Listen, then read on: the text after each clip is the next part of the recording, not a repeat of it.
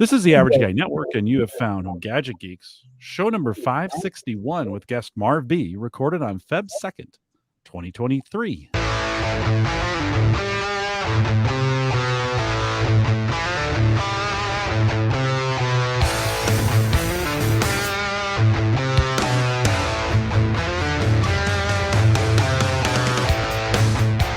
Here in Home Gadget Geeks, we cover all the favorite tech gadgets that find their way into your home. News, reviews, product updates, and conversations, all for the average tech guy. I'm your host, Jim Collison, broadcasting live from the AverageGuy.tv studios here in a beautiful, kind of chilly though, Bellevue, Nebraska. And of course, we post the show with world-class show notes, and they're getting better each and every week out at the AverageGuy.tv. Just a reminder, this episode's affiliate sponsor, something we're going to try new over the course of 2023 is just having a monthly affiliate sponsor. So this month, that sponsor is going to be Nespresso. I know you guys know that I drink Nespresso, not espresso, same thing, but I drink Nespresso. If you use the code MQU328, and I'll put that in the show notes, you get $40 off their machines. So if you were looking, like if you're drinking crappy coffee, stop. Don't drink crappy coffee. You don't have to do that. Nespresso, you can get the pods. You can make great coffee. You get great machines. I think they're even Aaron Lawrence approved. Give it a try. She's kind of a coffee snob. Give it a try. Again, jump out into the show notes, but use code MQU328. Get $40 off the machine if you want to give it a try. I love it. It's great coffee. And if you want to try it, you can too. Big thanks to Bob and Ryan from Think Computers. They were on last week, and just a fun show. If you haven't listened to it, go back and get that done. We want to make sure that and make sure you go to the links in the show notes to their site, because they got some great stuff going on at Think Computers. If you haven't subscribed to the podcast, you want to do that, but make sure they've got a lot of great high-end and incredible equipment. Check them out as well. thinkcomputers.org. Big thanks to our Patreon subscribers as well.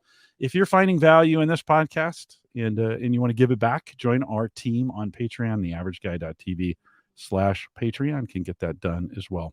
Marv B is with me tonight. Marv, I was getting a little feedback, so I muted you. You'll have to, don't forget to unmute yourself. But thanks for coming on. Great to have you back. Oh, Jim, thanks for having me back. I appreciate it. I was a little worried there. Why? Well, you were here in November, and and you hung out with me. And no, you do a bang up job. Tell me how things at the IT Business Podcast are going. What are you guys talking about over there? Wow, it is actually starting to kick up. So we just finished a few shows where we talked about franchising IT companies. That's a big popular thing right now. I did get in a quick show with one of the channel analysts, Jay McBain at Canalys, and we were talking about the state of MSPs and all of that. And I just finished a 2-part show on compliance risk, which is huge for us right now as we start to be held accountable for security for companies, because the insurance companies are forcing our clients to prove that they're doing security. So that's been a big uptick in our business. So trying to find all the ways to make it easier for us to do that. It's good money, but it's a lot of work. It is. And is cybersecurity insurance like do you play in that space at all, if you're breached, the insurance that you can purchase to help with the costs of that? So that's the big thing right now. Everybody's getting it. Yeah. So we got it a few years ago. We got, our general liability, our professional insurance, my umbrella, and then I added the cyber. It's actually a combination. It's a cyber liability and professional insurance.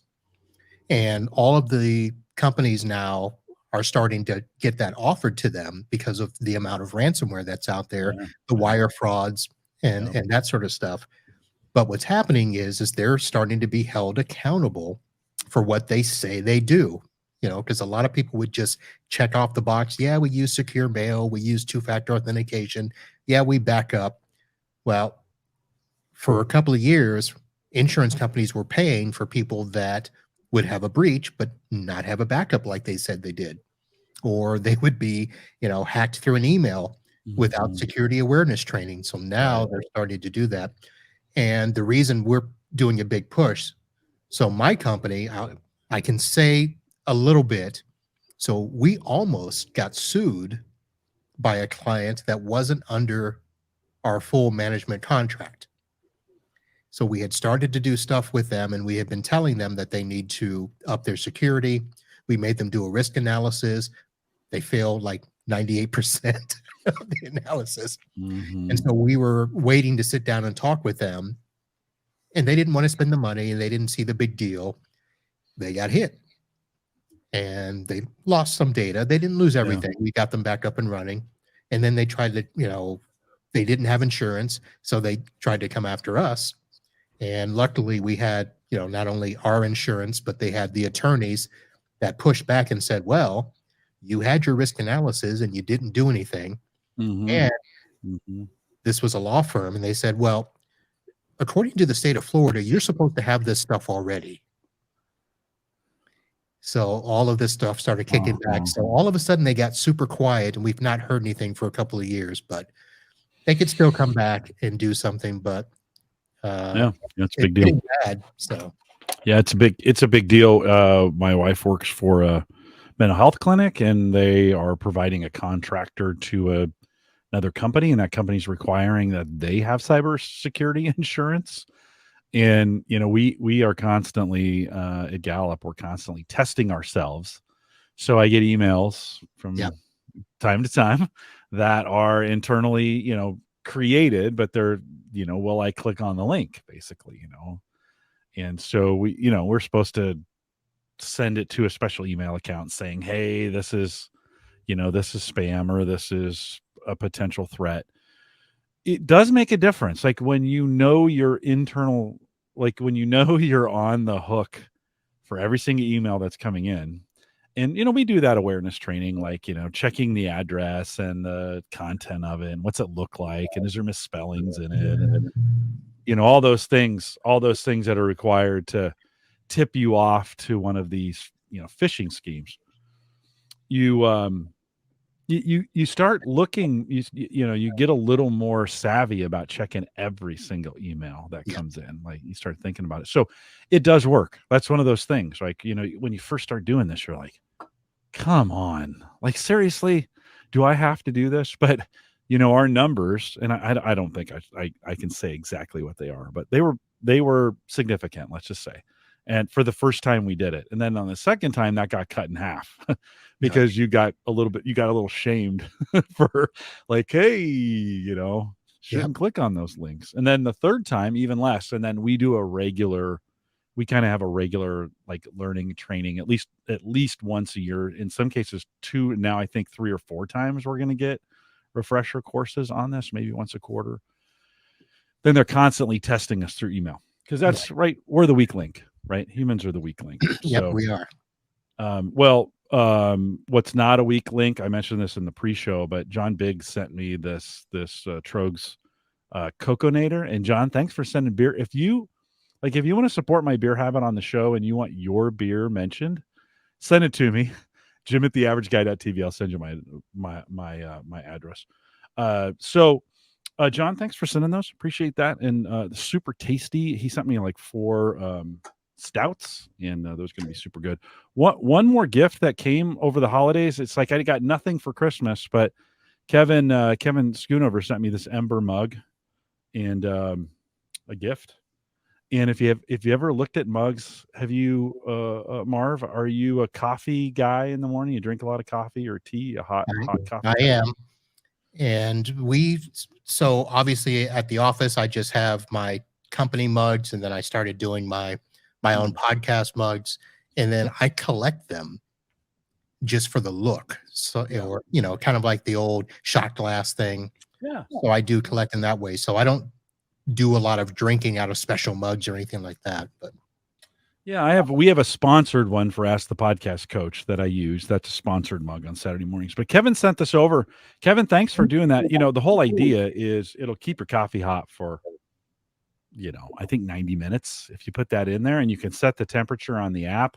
It's got a little saucer that it goes on. There's a little charging ring on the bottom, Bluetooth enabled to the one of the scary things about this. Okay, you look at this mug and you think, oh, it's not very big. And then it's got this big, heavy base on the bottom. And you think there's not a lot of space in this thing, right? But I took a full cup of coffee. I did a grande size cup of coffee and my, let's just say an 8-ounce thing of coffee. I poured it in right up to the top, and I thought it was going to overflow, and I was like, no, it actually holds it. So I don't know what kind of wizardry they're doing in this mug, but Did you say a grande was only 8 ounces? well, I use a grande cup. I have an 8-ounce thing on my Nespresso maker, but doesn't fill it all the way to the top. There's probably this much left in there, but yeah. So it's just surprisingly it fits the Nespresso because I think the Nespresso makes an 8-ounce, and then I think they have an 11-ounce or 12-ounce cup too. A maker for it. So yeah. That sounds about right. So 8 ounces for a 10-ounce mug is usually right. And then a 13-ounce serving for a 15-ounce mug. Yeah. You don't want flowing over the top, but right. So Kevin, thanks for sending that. It recharges itself. You can take it off the base. It keeps your coffee warm. You can set the temperature on the app to like 125 to 145, I think is what And how long have you tested how long it will keep it warm? I haven't, not yet. No, I got it and then I just been using it. And so, but to be honest, I drink the coffee faster than coffee doesn't sit on my desk for an hour. It's gone. That's the way you should drink it. And I drink coffee and beer the same way. Yeah. If in coffee, if it's cold by the time you finish it, you're drinking too slow. If it's a beer, if it gets warm before you drink it, you're drinking too slow. Yeah, although some beers aren't bad, the warmer they get to room temperature, I find they get a little more flavor in them, and that's not a popular opinion. When I told Erin Lawrence that I used day old coffee, she gave me that look, and then she was like, "So I don't know, maybe warm beer. The Germans kind of drink it warm, and they invented the stuff. So, I don't know if that's a true story. Well." Anyways, Kevin, thanks for sending that over. Marv, let's catch up with you a little bit. Last time you were on, we talked about these speakers of yours, and you gave me a trick to remember how to pronounce it's something like something, but I can't remember that. What are these speakers that you got?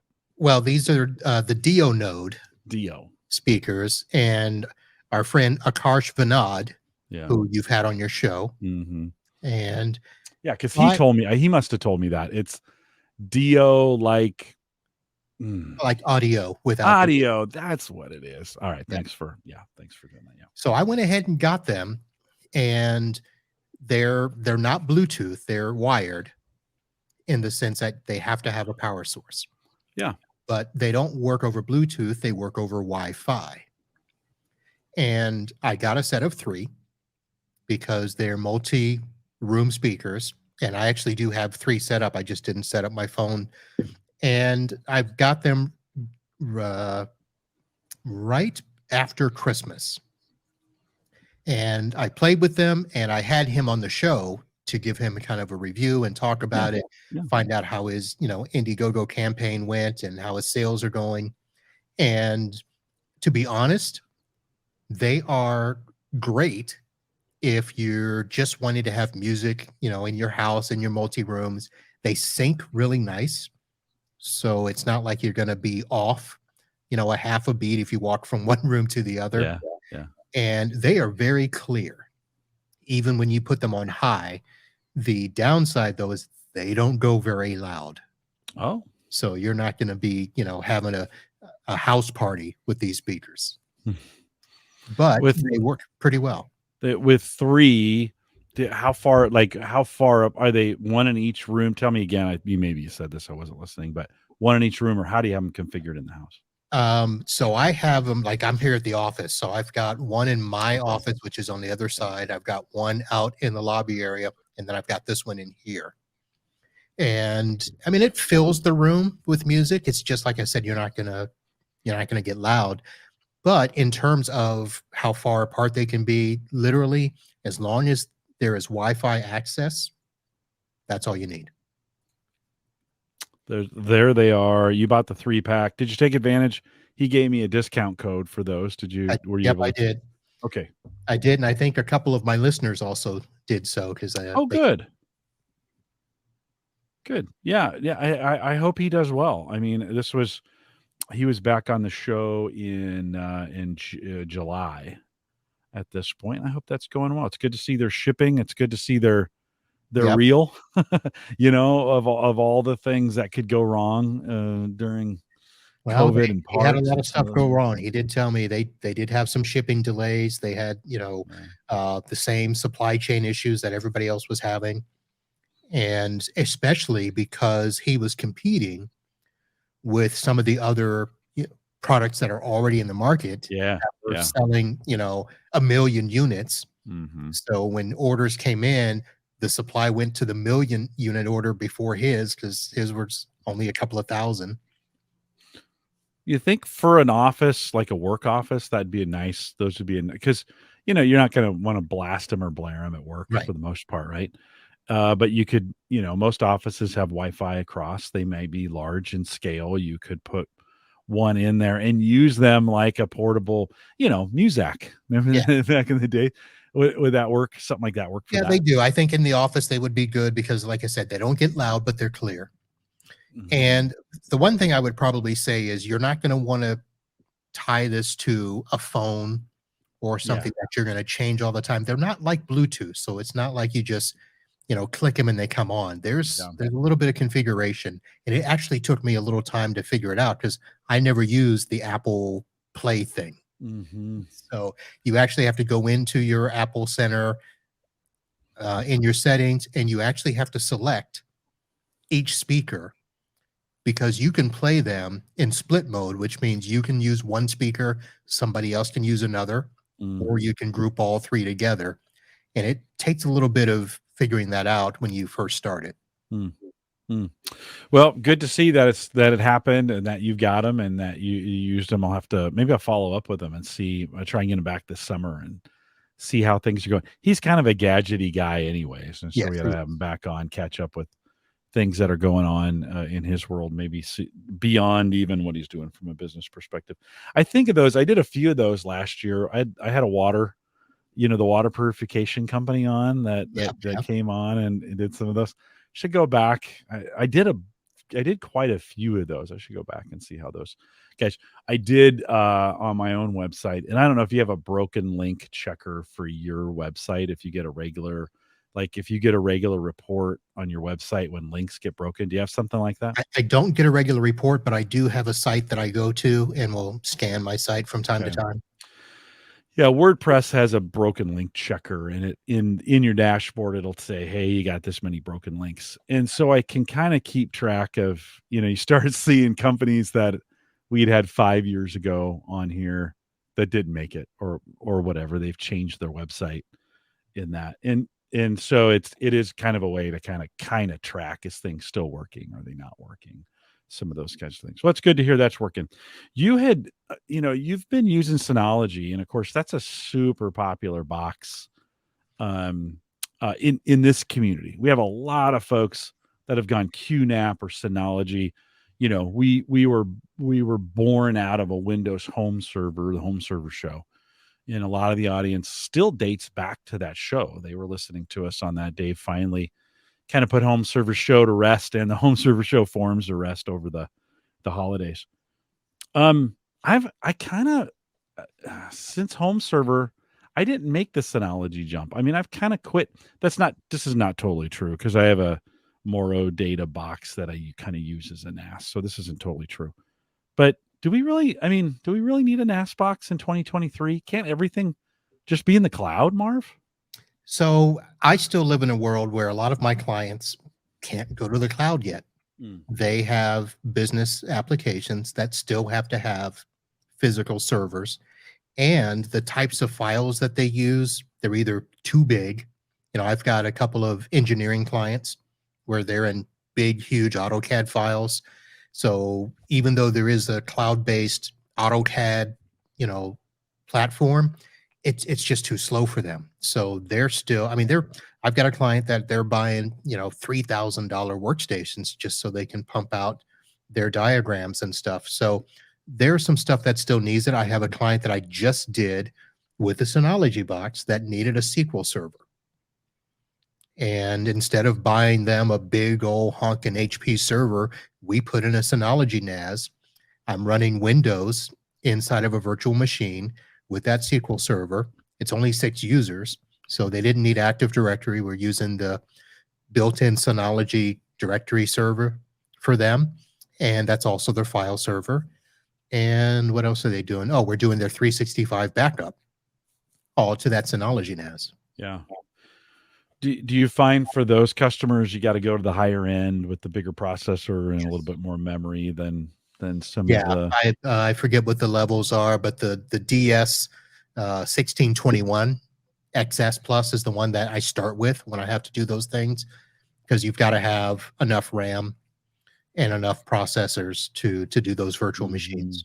mhm, mhm. Are you putting SSDs in any of those at all, or are you Yes. 100% spinning?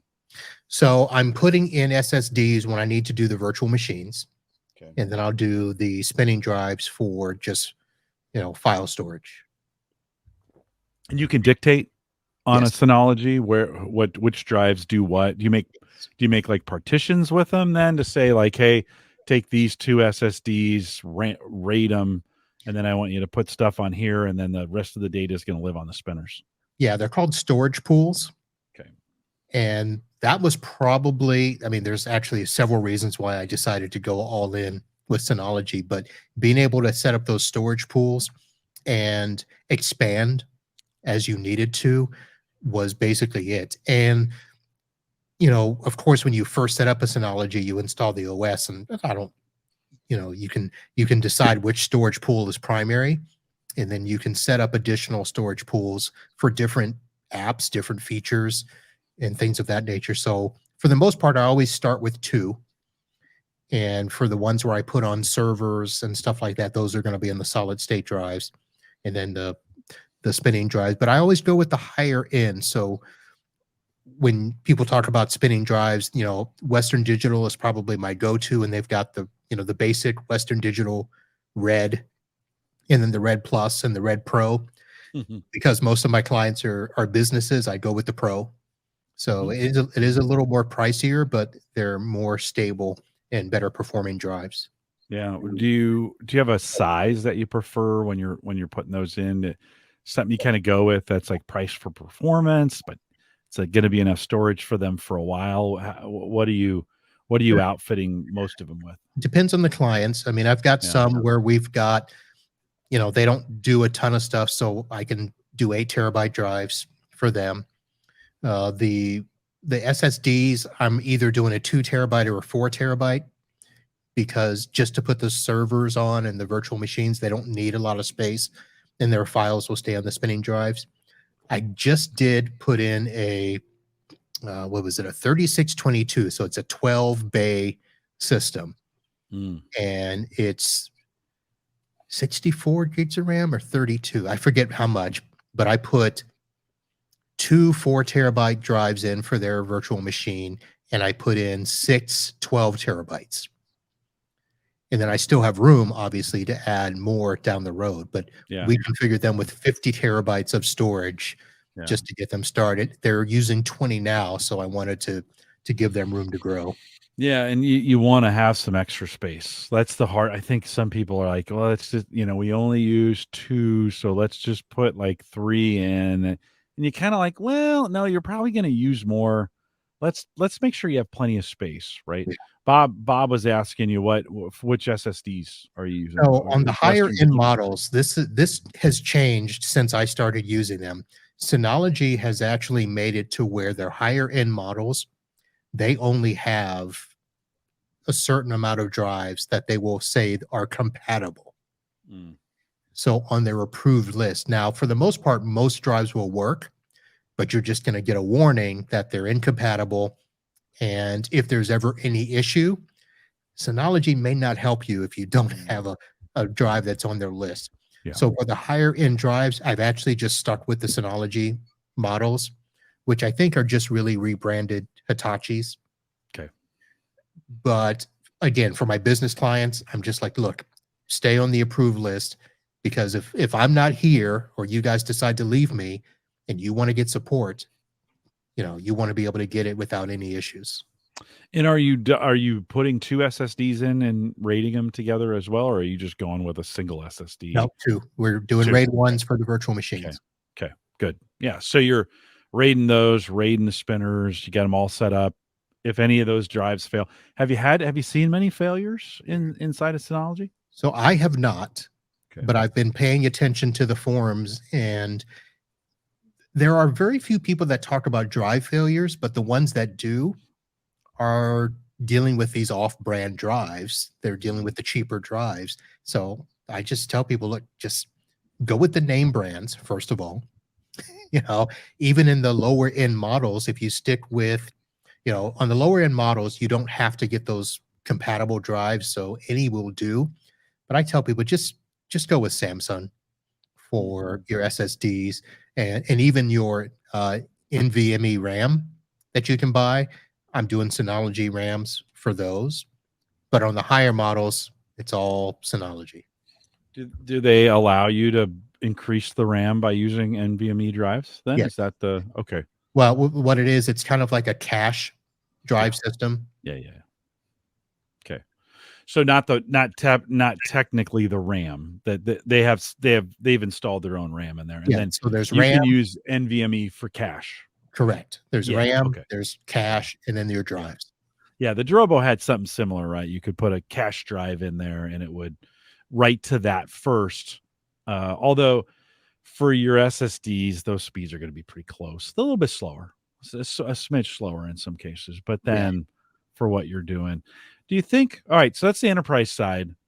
Do you think, just between you and me, and we got a bunch of guys and a few ladies listening to this thing, do you think a NAS for 2023 for the average consumer at home is necessary anymore?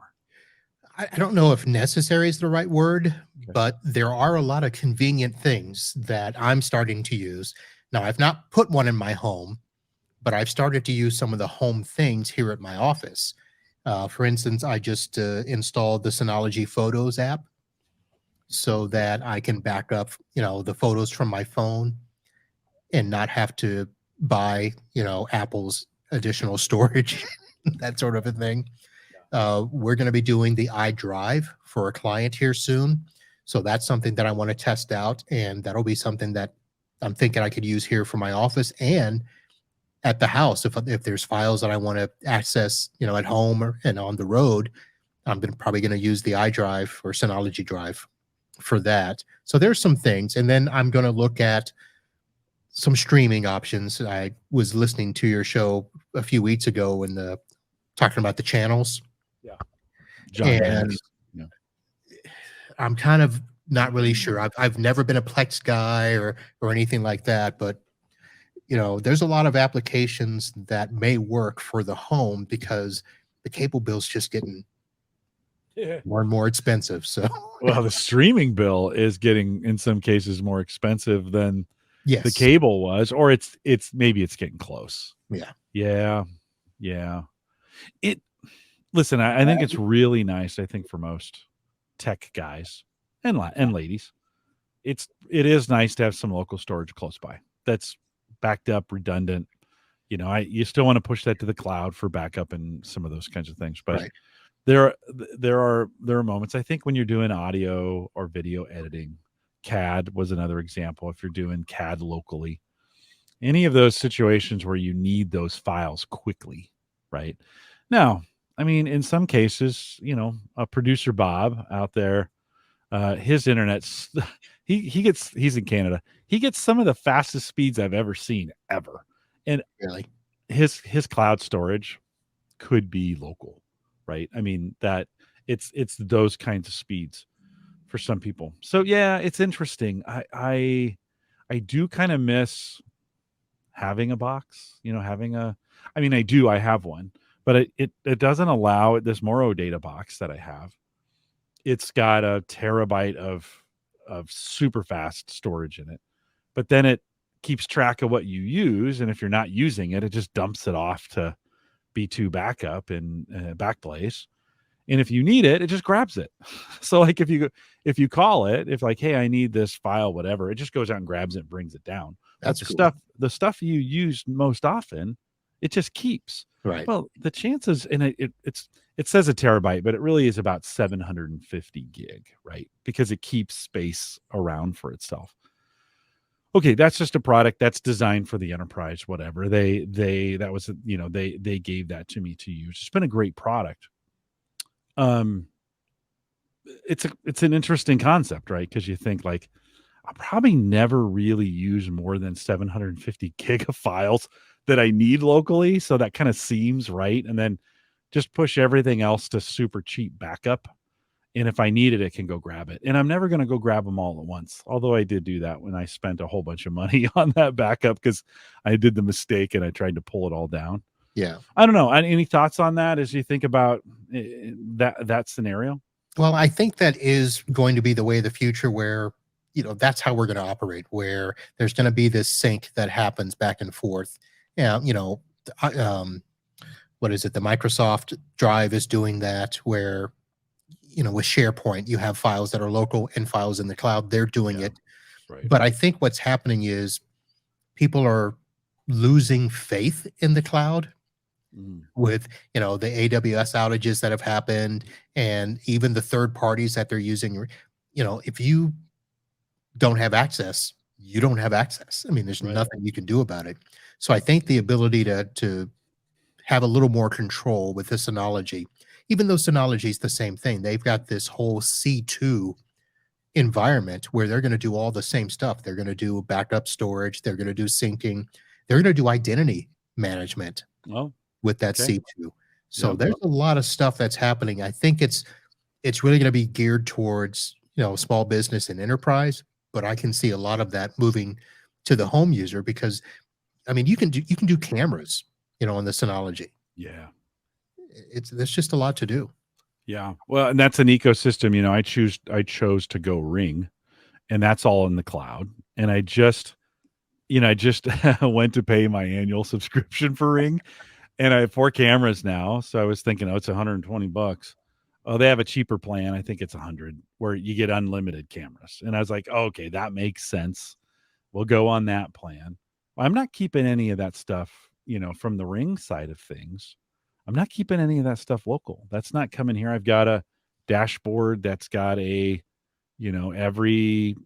3 minutes they refresh, and it's just a different, again, listen, I'm not preventing a crime because I've got cameras up on a browser, that that's not it, it's reactive, right? We had that security. I'm missing the name of it. We had that security guy on that talked about, there's a service you can buy and they're monitoring it. And I think if you're worried about it, that's the kind of stuff you need to do. I'm kind of doing it because I like to see what the weather is outside down here in the basement, right? But you could have you done do you do cameras or anything, security cameras too with So Synology? we do the Blink, Okay. which is now owned by Amazon. Yep. And the reason I went with them years ago is because it was free and it was free storage that, you just go through and decide if you want to keep it or not and things of that nature. So now any of the new Blink stuff is all subscription based as well because it's going to Mhm. go Mhm. into the Amazon ecosystem. So I'm looking for an alternative, and that's where I'm looking at. Maybe I'll put a Synology at the house, Yeah. but the difference right now is the Synology doesn't work with wireless cameras. So I think once I can figure out a way to do that, that's when I'll I'll, Mhm. I'll make my change. Yeah, I just is I've got cameras up, and I've done both. I've done local storage, camera storage, and I've done cloud based. And I can't find any compelling reason to keep them local. You're kind of like, yeah, I don't. I I think can't figure out why. for us at home, no, there really isn't. As long as you can go back Yeah, 30 days yeah, and grab it, you're yeah, fine. I think the yeah. businesses for the customers that I've put the Mhm. Synology surveillance Yeah, system in, they want to be able to go back and look. I mean, it's funny. I mean, the office manager for my one client, they just like to go in and find out when people came in and when people yeah, left, and yeah, they want to be yeah. able to go back and forth. It's just not easy to do if they have to go to the cloud for that. Totally true. Yeah, they're creeping on people, but the but that's totally true. Like you don't want to, and you don't want to. We had an unfortunate, accident, not accident. We had an unfortunate situation here in Omaha just yesterday at a Target, right? And with an active shooter. Mm, And you don't want to have to be like, hold on, let's download those. right. Like, let's go get them and download, even though it doesn't take that long. I think there is something about having some of those things on prem that kind of makes a difference. So, well, I think it was an interesting when you put that, like, hey, we talk about Synology. I was like, yeah, I want to quiz a little bit. Like every year we should just be like, we still doing local, we're still doing local backup, and is it applicable? Well, it's weird because I know that for even the small businesses and for the home user, maybe not as much local stuff, but I work with businesses so much that they have to have it. And so I'm just taking what I'm doing for them and bringing it to my office and in my home. So that's kind of where it works for me. And I can see the benefit. I still like the hands-on approach to stuff. I like to be able to touch it, see it working in the corner. That sort Sure. of thing. No, that's super cool.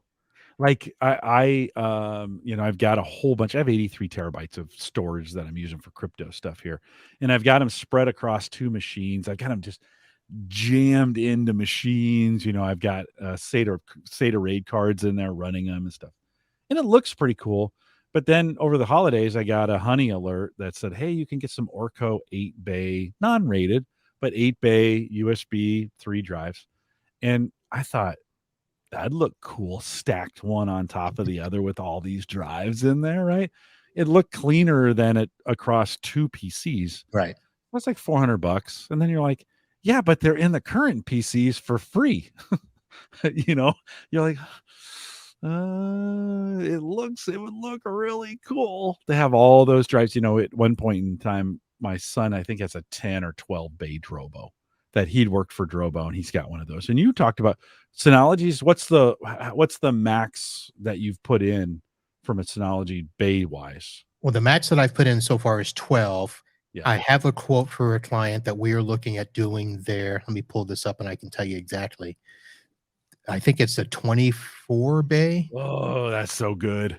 That's so much goodness. It's for and it's an all flash array. Oh, So we're looking at doing a terminal server farm with that. So yeah, so this thing, 24. yeah, 24 bays, 512 RAM, Yep.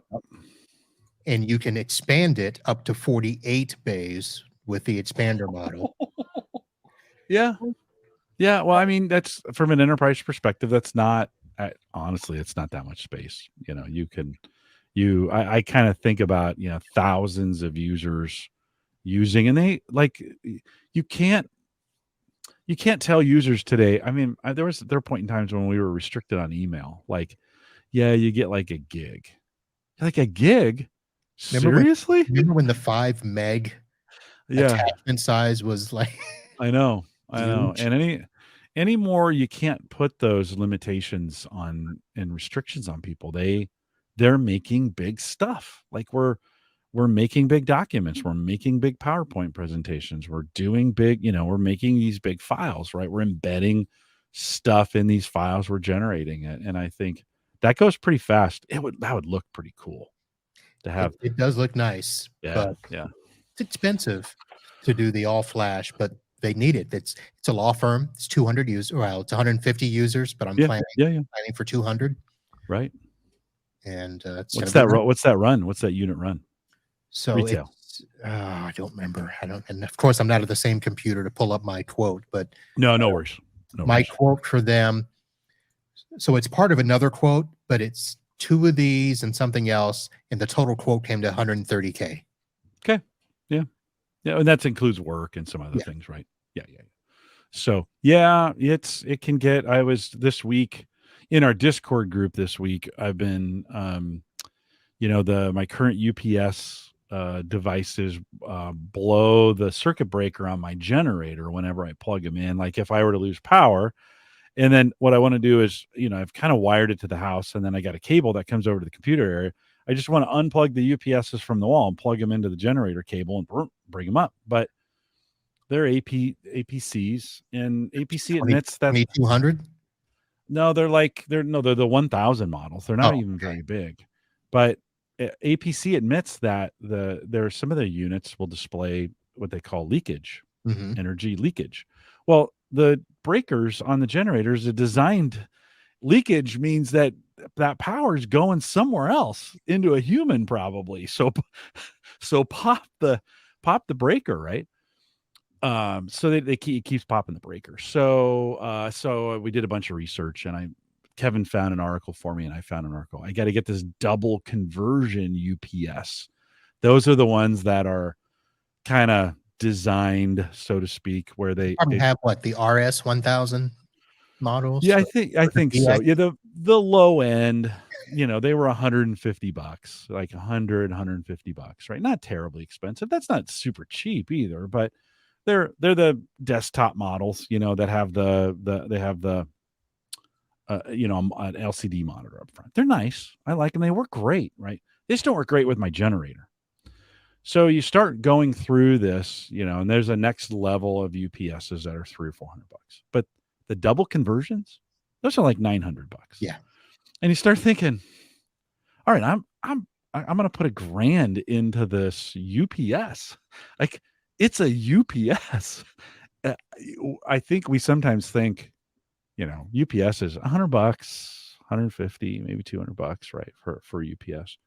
It was a little bit different. So I started thinking like, okay, is it for the one time every 3 years where I lose power, and in most cases I only lose it for a couple hours? Do I really want to drop $1,000 on a UPS that, I don't know. What In do you that think? case, why don't you spend another grand to get a whole house generator?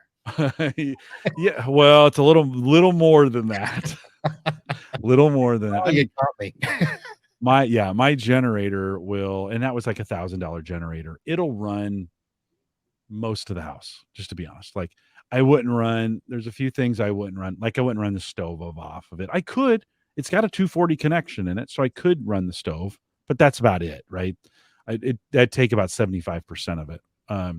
I could wire it up to the furnace. Furnace actually doesn't take that much because it's just not a little, but it's just got a fan in it, and then it's natural gas. So, yeah, it got me. I don't know if I want to do whole house. Those are like $12,000, just to be like, for something like here, we're talking like eight to ten to $12,000. So back to the UPS, Marv, would you drop for your own computer setup at home? Would you spend $1,000 on a UPS? No. That's just too much, is what you're saying. Yeah, so I pretty much am at the 125 range for most of the desktop stuff that we do. I'm at the $800 range for the server stuff that we do. Yeah, and this really is a server UPS, just to be honest, because I'm running 4-5 computers off of it, about 600 to 850 watts of power are going through it. So I need a kind of a 1,000-watt UPS, which, when you start looking at those, they're rack mounted, right? Because they're in servers. They're in servers. So Yeah. you would, for an enterprise where you're talking For an multiple enterprise, we would, but for my home, I wouldn't. Although we are looking at the whole house generator, just more for the convenience. And especially, luckily we've not had a major hurricane knock us out for more than a day. But I remember a few years ago, 12 days, no power. Yeah. And I told the wife, we cannot go through that again. No. Yeah, that makes it worth it. When you talk about putting a whole house generator in, it's not just that, but then you're paying an electrician to come in and wire up the cutover piece of it. You're running gas, depending on how you're going to power this thing, either natural gas or you got some kind of propane set up, right, to make it work. So we're having trouble. So we've actually been looking at it. So we have a propane tank at our house because we have a gas stove. So we were just going to say, okay, well, we'll just get a propane generator as well. And the generators themselves for our house, we have a small house. Most of Florida, is 2,000 square feet. So we figure we'll get, it's about $4 to $5 grand for the generator. We're thinking it's another grand for the electrician and stuff. The problem is converting the propane tank. Mm. Why is that a problem? Well, because one, we got to get a bigger one. And let's see who. Okay. That makes sense. Yeah. I forget who we had, but there's only 2 propane companies down here, really. And AmeriGas basically has been dragging their feet. Yeah. Yeah. And I think that they're just, unless it's a new construction, they don't want to do it. Yeah. Yeah. Yeah. It's a thing. It's a thing. It's certainly, I mean, that's a big drop it in a whole house. If you're on old construction, if you're building new, it's a lot easier. Yeah. Right. And you're right. Square footage matters. You could probably get away with a $5,000 or $6,000 or $7,000 generator for 2,000 square feet. I could probably do the same thing here. I did some wiring on the outside of the house. So I pull the generator out of the garage, put it in the driveway, and then I have a 240 plug that goes in, and then it plugs into the house. And then I've got some cabling inside the house that, instead of doing a full cutover on the board, I've got some other things wired up where I can just kind of move some cables, and the important things to us fire back up. And I can run into the computers and such. But it got me thinking it would be really convenient to be able to bring a cord over here to the computer area, or have one run and ready to go. And when the power goes down, just unplug it from the wall, plug it into the generator, fire it back up, and I'd be done. Is that worth $1,000 to me? That's what it came down to. Is that easy? Or really it is, then I just need to unplug them instead of the one plug from the UPS, I've got to unplug them from the back. This is not that hard. Marv, unplug it from the back of the UPS and plug them. I know, but I'm sitting here thinking, okay, how critical is what you're doing at the house? I mean, I was going to ask, how much are you working at home? Because if you're working at home and you want to be productive, if it's just, you and the wife, and it's in the middle of a movie, unless it's Top Gun Maverick. Yeah, these are questions, like these are questions I ask myself all the time. Like, you do these kinds of things, and you have to run kind of an ROI. Like is this, is this worth it? Right? When we think about these, there were some great comments out there. What if you're on a business trip and your family is alone? Yeah, well, that was the thing for me, and that's why I'm thinking of the scenario where I don't want her to think about it. Yeah, it's true. Then it's done. Yeah. No, that's totally true. Listen, if I could walk Sarah through setting up our generator, it actually is pretty easy. There's a few things you got to do. I think we lose power here so infrequently, and since I've bought that generator, we've never lost power. We haven't done it. I think Joe said, this is what Joe said. He said, bought a generator, haven't lost power since. That was about 10 years ago, right? That's the thing. You buy this, and I'm kind of making up reasons to run this thing. Like, okay, I want to keep it running because I want to make sure it starts with resale value, though. John Big says he bought a small generator for Y2K, enough to power the well pump and a couple other things. Used it at least once every single winter.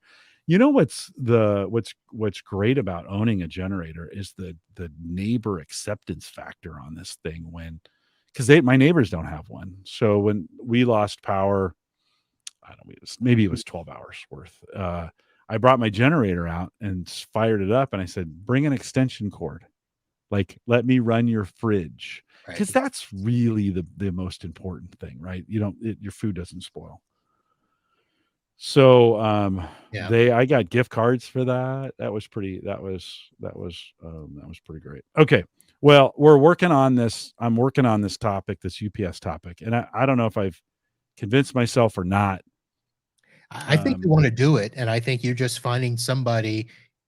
You just need to find somebody to say, go ahead, Jim. It's going to be peace of mind. Yeah. Stop worrying about it.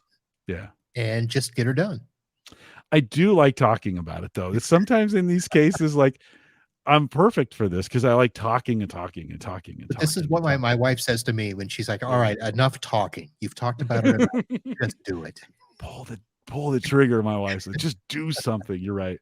You're right. John does have a good point. He says you can ponder that tomorrow when it's 0 degrees, and it will be, and the power goes out. So I am contemplating. I saw this online of getting an electrician in to run an extra power cord out of my furnace. That then is the backup. So if we do go down in the winter, I could just plug the furnace in. It normally will run off of the grid power, but you Okay. could switch the furnace over, run it off the plug, and it'll run just fine. Furnaces don't, we're gas and it's a fan, so they run on a 15 amp circuit, and they're pretty easy. They're pretty easy to run. So What's your son situation like? what do you mean? You're in Oklahoma City, right? No, we're up in Omaha. So Omaha. Okay. similar, just a little farther north. Okay.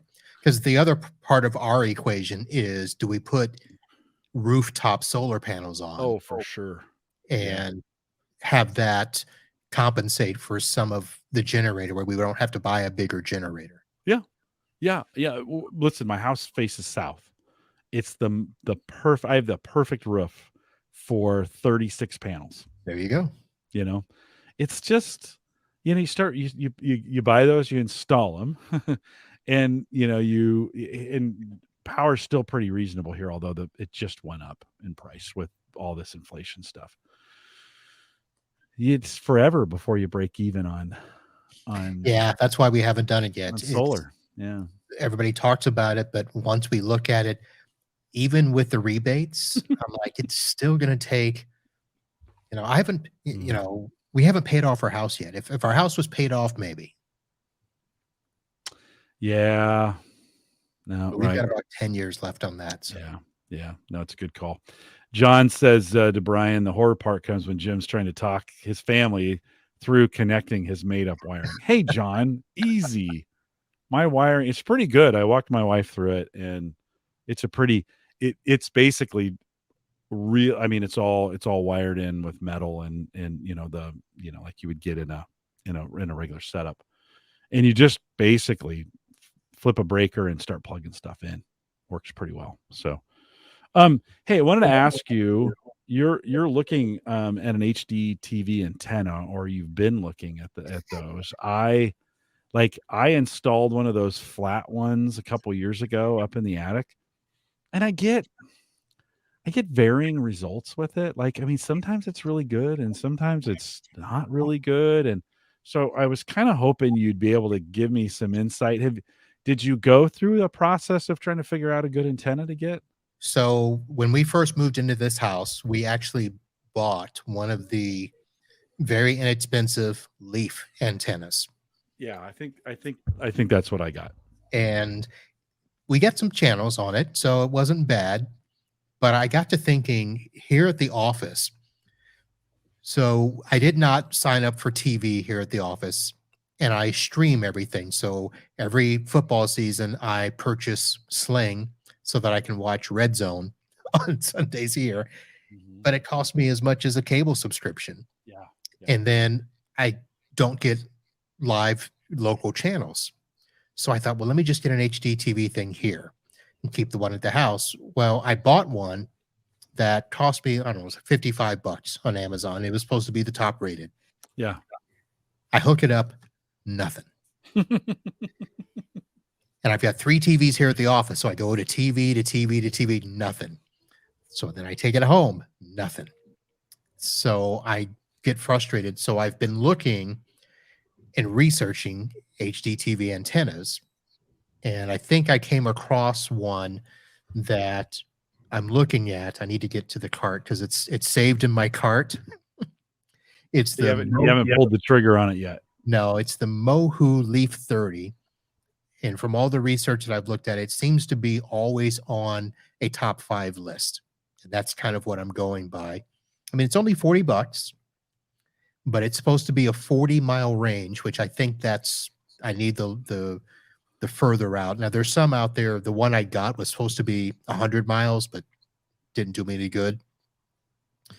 And where I'm at in Fort Lauderdale, I should be able to pull stations from West Palm and Miami, and those are only about 30 miles each way.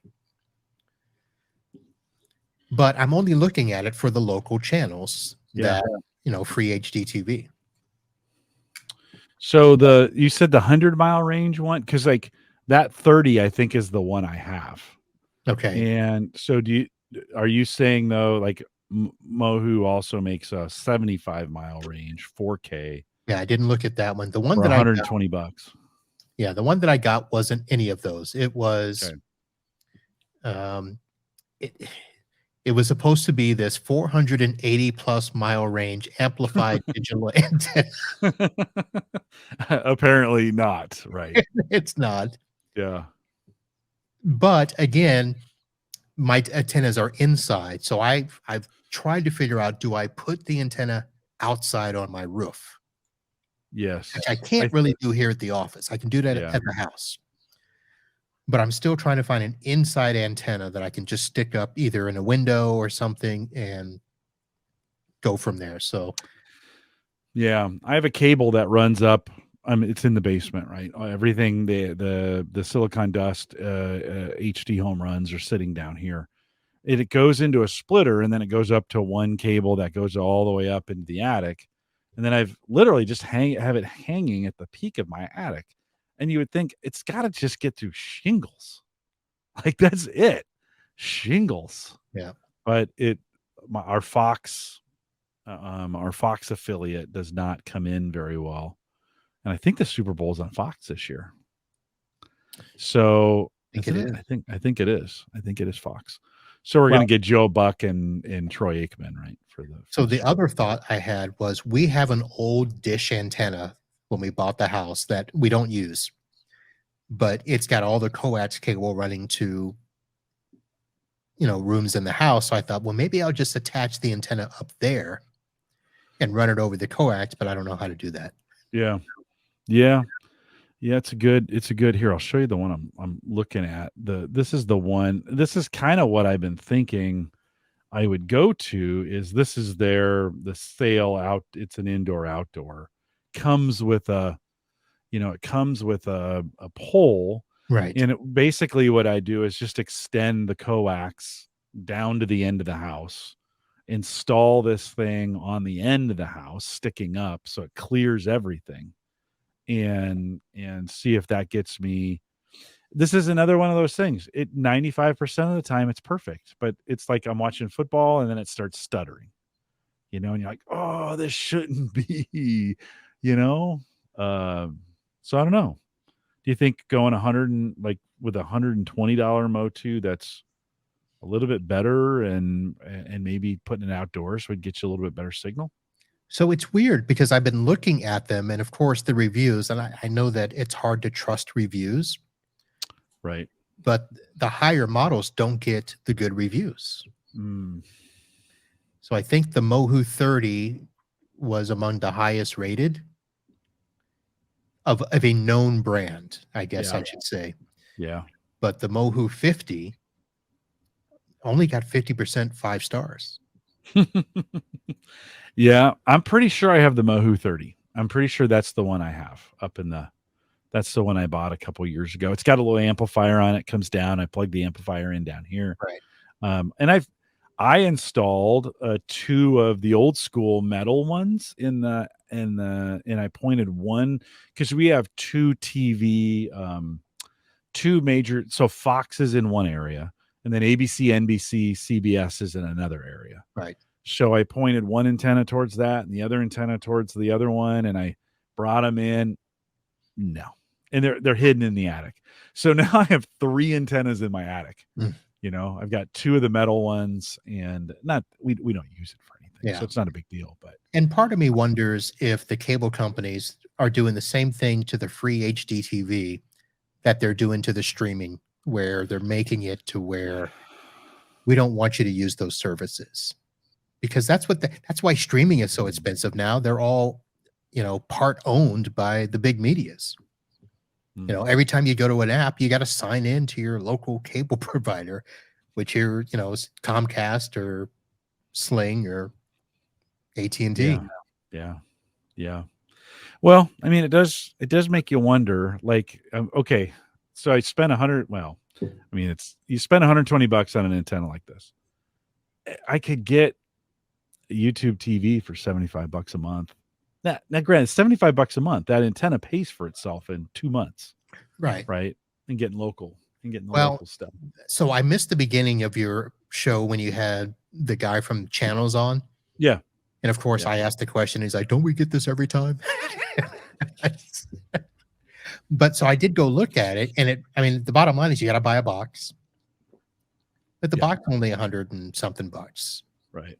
So I'm thinking, do I just buy the box and go through the channels, and for $8 a month or whatever the cost was, get all that stuff? I couldn't tell from the package how much you get. Right. For that $8 a month, but right. Yeah. It might be. Well, it's a good question. it's a really good question. Like it's not perfect for me. You don't do it. And, and I'd really like it to be perfect. And I'm pretty sure now, I mean, I could, before I go buy this $120 one, I could take the 30 and I think it's an outdoor. I think I could just slap it to the side of the house and, just get it on the other side of the wood and see if it picks up, if it does anything, any better, so to speak. So that all takes work, Marv. It's a lot of work. It is. It's a lot of work. It's a lot of work. Well, you got me thinking. I just don't know if I want to. I probably won't blow another $120 on my TV. I just don't watch enough of it. Sarah does it. If it gets bad, she'll complain. She streams most of her stuff anyways. We just don't watch a lot of local network stuff. Yeah, sports. I mean, we don't either. But the sports, yeah, when they're on the local channels, right. I want to get those. Yeah, because I want to cut back on the cable bill. Our cable bill's $300. Oh yeah. And it's expensive. It's that, and we're paying for streaming. Yeah. Paramount, Netflix, Hulu, Sling. Mm-hmm. She wants Disney. So you're not even getting the advantage of the cutting the cord, because you're paying for the cord and you're paying for the streaming. So John confirms Super Bowl is on Fox. I guess Buck and Aikman went to ESPN. That's right. I did, because they're opposite the Manning cast.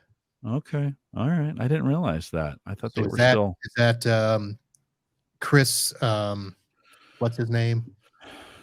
I should know him. He played at a rival high school of mine. Okay. Chris Collins. The guy that, Collins. No, Collinsworth's ABC. Okay. Yeah. I don't know who it is. The Fox guys, there's one Fox guy that gets carried away. He raises his voice. I think he's a Fox guy that does it. He kind of screams at times on there. Joe says he has an old school analog style in the attic like I do. I've been there since before the digital conversion. Does pretty good at pulling in stations from Little Rock, which is about 40 miles south. I didn't have that same experience, Joe. They didn't work very well for me. See if there's anything else. Yeah, NBC. Collinsworth is NBC. Okay. Now there's a guy. He says it all the time. Now there's a guy who, that's my son does not like Chris Collinsworth, but I don't mind. The wife doesn't like him either, and especially with Brady. Oh yeah. He I don't know if because he got in trouble, talking about Brady a little too much. Yeah. We had Romo and Jim Nance for the Kansas City game on Sunday, right? Kansas City, Cincinnati, and she turned the sound off. She was like, "I can't take Jim Romo or Tony. Thank you. I can't take Tony Romo." And I was like, "Really? I didn't." She's like, "His voice just grates on me." Yeah, that's the same. So, and it's funny because the announcers now, I mean, Joe Buck is okay and Troy's okay, but they're more the corporate stuffy, for sure. Straight laced, which is why I love the Manning cast, because those guys. Oh yeah. You have no idea what they're going to say. No. Yeah, and I like Tony Romo too. John says he likes Tony. I like Tony Romo. I I'm like Jim okay Nance and with, Tony Romo. yeah, I'm okay with Tony. Yeah, yeah. So what are you going to do for the Super Bowl? Let's we'll wrap it on that. You got any from a watching? Everybody's going to have snacks and food and whatever. But Yeah. how So are you going to watch it? it has been a while since we've gone to a Super Bowl party. Mm-hmm. We treat that night kind of like we treat New Year's. We just don't want to be out with the crazies. Mm-hmm. So I am talking with a guy. We're going to do a pre-Super Bowl podcast. Oh, nice. But it'll probably be on Saturday before, because Sunday, of course, everybody tailgates from noon on. So I'm probably going to do that. And then once Sunday rolls around, I probably have some chores to do with the wife. And then about 4 o'clock, we'll start to settle down. We watch, don't know if I told you this. We got a big new screen TV. Ooh, what'd you get? We went to 75.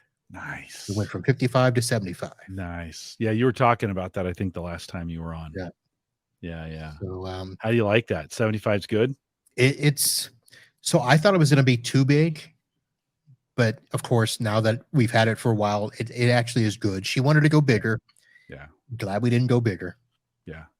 75 is a good size for our room, and the quality is good. I like it. What'd you get from a OLED or what's the glass It's technology? Samsung Q something. Okay. I forget which model it is. It's not the OLED. I think it's the QLED. QLED. Okay. Yeah. Yeah, we just were down in Kansas City last weekend replacing my mother-in-law's computer. This is funny. We put in a 70-inch, when I say we, the family, put in a 70-inch TV when she moved into this new retirement. And she's like, it's too big. Like I'm getting dizzy watching it. Because she's just sitting, she's in a little studio apartment, right? Oh, yeah. And she's sitting at the end of the bed, then the TV, and it was gigantic. So we said, I'll tell you what, my brother-in-law is like, I'll ship a new TV. They're pretty cheap. And he's like, well, I'll ship a new TV. And if you guys would go down there, Phil and my oldest, Phil, you can have the 70-inch. And if you want to contribute it to, something to mom's fun, that'd be great. And I thought that we'd get a 50 and he just got a 60. But there's a pretty good difference between a 60 and a 70. Like when you think about that it's significantly smaller. And we installed it and set it up for her and watched some game shows and a little bit of basketball and said, how's it working, Mima? She's like, I like it. So, the thing that surprised me about these, Marv, and probably you saw this too, just how light these things are. Yes. I mean, it's almost like they have anti-gravity. They're light and super thin. Yeah. And always afraid. Now, we did not mount ours. That's probably something we'll do down the road because we had a stand for our 55 and the 75 still fits on the stand. And we're going to do something with the wall, which is why we didn't want to mount it now. So we're probably going to do some sort of wall treatment and then mount it. But our cat used to jump up on that console. So we're always afraid of the cat, doing the little rub up against it. But it's been fine. But they are so thin, and the quality of the picture is just ridiculous. Oh, it's incredible. Yeah, TVs. I'm doing we have a annual learning day that's happening at Gallup here in next week, and I'm leading this geek out section of it where gadgets and desk gadgets and stuff like that for better productivity. And we're just going to talk a little bit about just how cheap monitors and TVs are right now. Like if you were ever going to add real estate to your desk or to your viewing, now is the time. It's never been cheaper. And the pricing is absolutely ridiculous because even though we got our 75, I had to go Samsung, and I think we spent $1,100 total. Those things are like $599 on QVC or at No, Walmart. no, It's- no. It's ridiculous. Yeah. Yeah, no, it's just ridiculous. So I keep telling people, like, if you're don't miss this time, you're going to kick yourself. Something's going to happen. Supply will have such supply chain issues, whatever.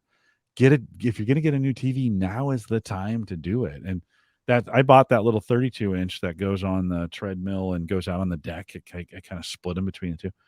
I'm afraid that thing's going to fly out of my hands. Like when I'm carrying it, I almost have to carry it extra tight because it's so light. It just wants to fly out of my hands. And Well, even the monitors. So this screen that I have in front of me, I just took from a client that it's got a tiny little streak going down the middle. And it's a 27-inch.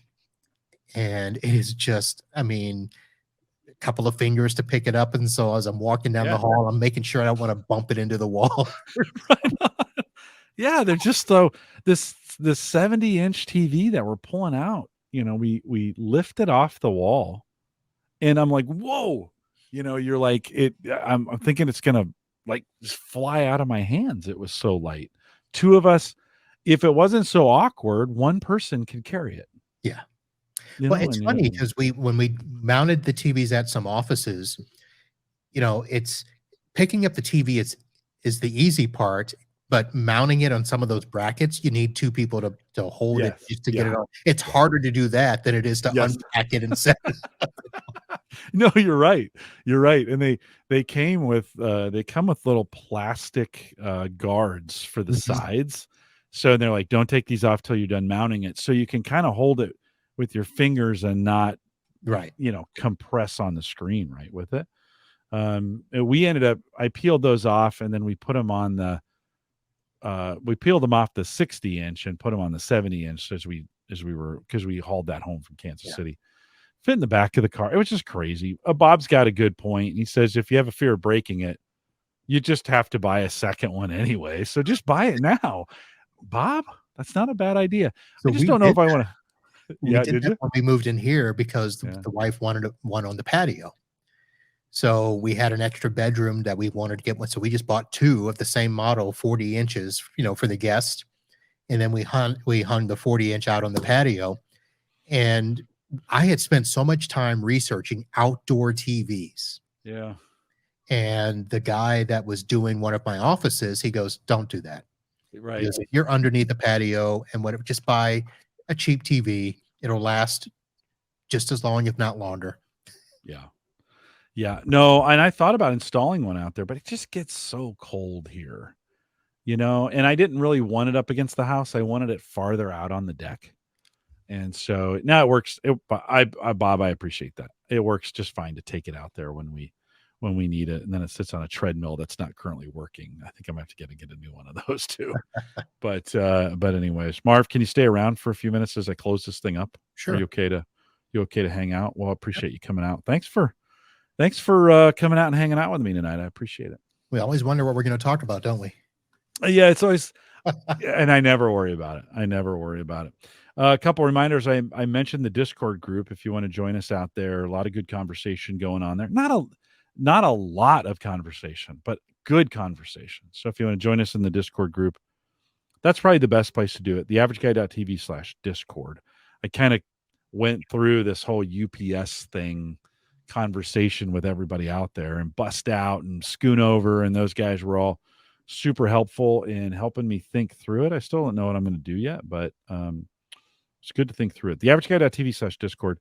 Leave me a message if you want to do that. HomeGadgetGeeks.com. If you got an idea for a show or you got a question, I'll play it here. If you do that, super simple. HomeGadgetGeeks.com. Just hit the blue microphone and leave your message. Of course, don't forget the AverageGuy.tv platform, both web and media hosting, powered by Maple Grove Partners.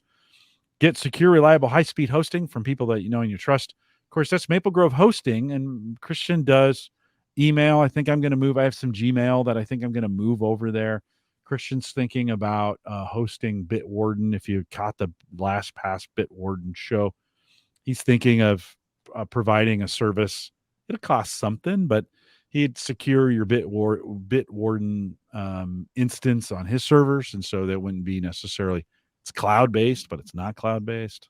one of those kinds of things. So we're checking that out. We may test it out, but he's got plans for as little as $10 a month. If you need something hosted, maplegrovepartners.com.